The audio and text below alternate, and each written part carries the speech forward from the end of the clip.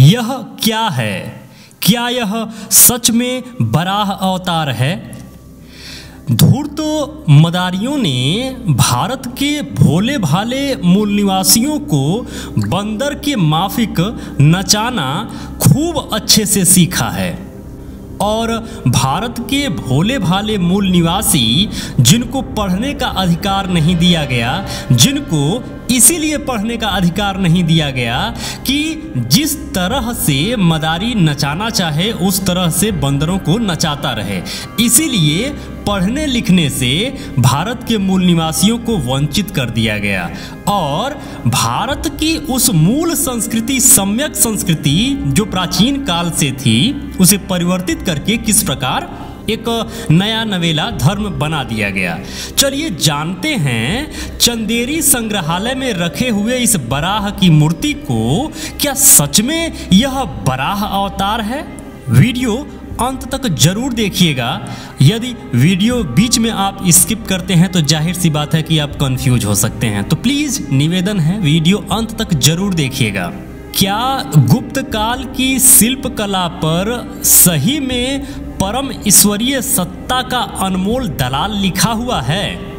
अब देखिए ना, एरण मध्य प्रदेश में सागर जिला जो है का शिल्प कला के जैसा चंदेरी संग्रहालय में भी एक कलाकृति जो कि वराह की है रखा है, जो गुप्त कालीन है। यह तो कंफर्म है। और गुप्त काल क्या था? आपको यह भी कंफर्म होगा कि पूरा गुप्त काल बौद्ध में था और बुद्ध धर्म का विस्तार गुप्त काल में बहुत ही अधिक मात्रा में हुआ था, जिस पर छोटे छोटे आकृति में सम्यक काल की नक्काशी बनी है। अब यह फोटोग्राफ देखिए जिस पर चित्र संख्या 1 लिखा है, इस पर जरा ध्यान से देखिए। वो बुद्ध काल, वह जो बुद्ध का समय था, वह सम्यक संस्कृति के समय, और जब भारत बुद्ध में था तो उस समय का वह सारा स्ट्रक्चर इस मूर्ति पर बना हुआ है।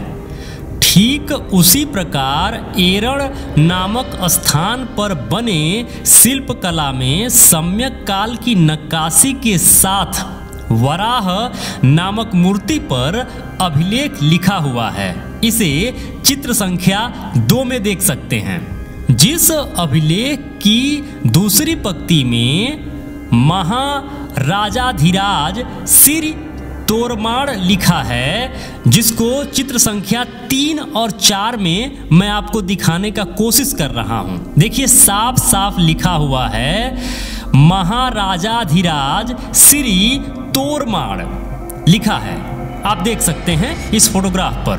अब सवाल उठता है कि गुप्त काल के समय एरण नामक स्थान पर शिल्प कला का निर्माण तोरमाड़ लिखना जानता था, तो फिर उसने तुलसीदास के जैसा चित्रकूट के घाट पर भई संतन की भीड़, तुलसीदास चंदन घिसें तिलक करें रघुवीर जैसा आश्चर्यजनक बात गांजा पीकर क्यों नहीं लिखा है? मतलब एक भी शब्द, एक भी वाक्य, एक भी सेंटेंस ऐसा नहीं लिखा है कि यह वराह अवतार है, या यह भी नहीं लिखा है कि यह विष्णु का अवतार है।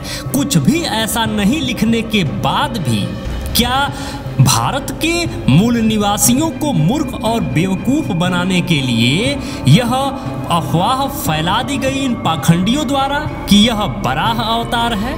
दूसरी बात, तोरमाड़ का अभिलेख पठनीय है, फिर उस अभिलेख की सच्चाई को आज का अनुवादक लोगों को अनुवाद करके क्यों नहीं बताया?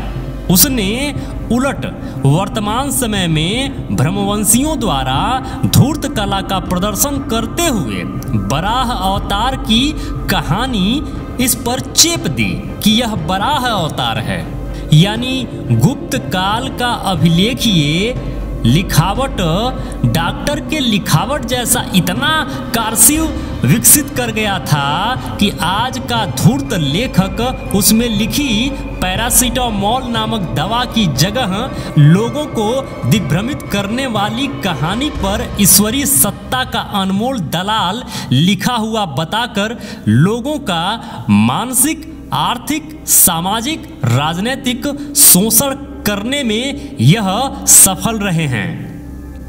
जिस मूर्ति पर ऐसा कुछ भी नहीं लिखा है कि यह बराह अवतार है या फिर जो यहाँ पे स्ट्रक्चर बना है उस स्ट्रक्चर को यह कहते हैं कि यह एक लिखावट है और लिखावट में लिखा हुआ है कि ये बराह अवतार है।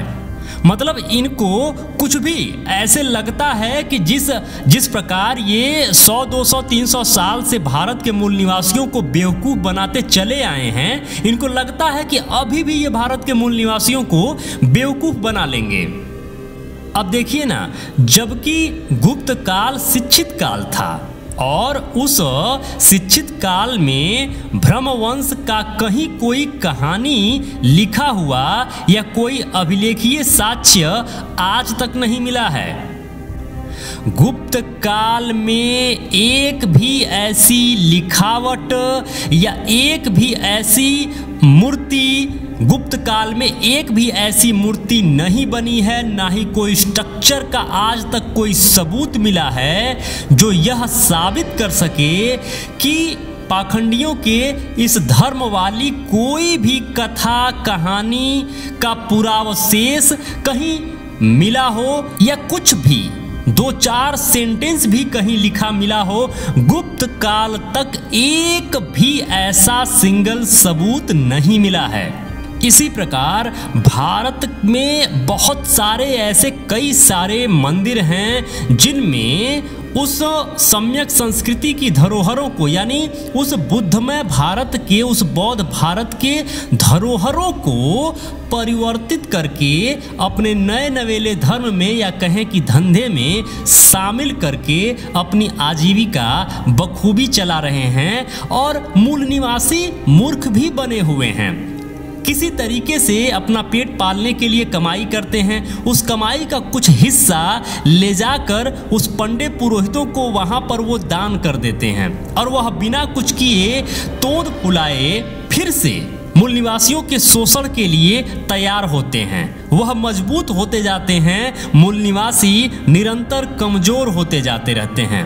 वह सताते रहते हैं और मूल निवासी निरंतर उनके जुल्मों का शिकार होते रहते हैं। जब तक मूल निवासी अपने धरोहरों को नहीं समझेंगे और जब तक अपना अस्तित्व नहीं समझेंगे कि वह कौन है या क्या है भारत का असल इतिहास, तब तक वह उनके जाल में फंसे रहेंगे। इस चैनल पे बहुत सारे ऐसे वीडियोज लगे हुए हैं कि अगर कोई भी व्यक्ति इन पाखंडियों का गुलाम है, मानसिक गुलाम है, अगर उसको इन वीडियोज को दिखा देंगे आप, मेरी गारंटी है कि 95% लोग पाखंडियों को लात मार के, उनके सिस्टम को लात मार के बुद्धिज्म को स्वीकार कर लेंगे। तो मेरे मित्रों, निवेदन है इस वीडियो को और इस चैनल पे लगे हुए अन्य वीडियोज को जितना अधिक से अधिक हो सके शेयर जरूर करें।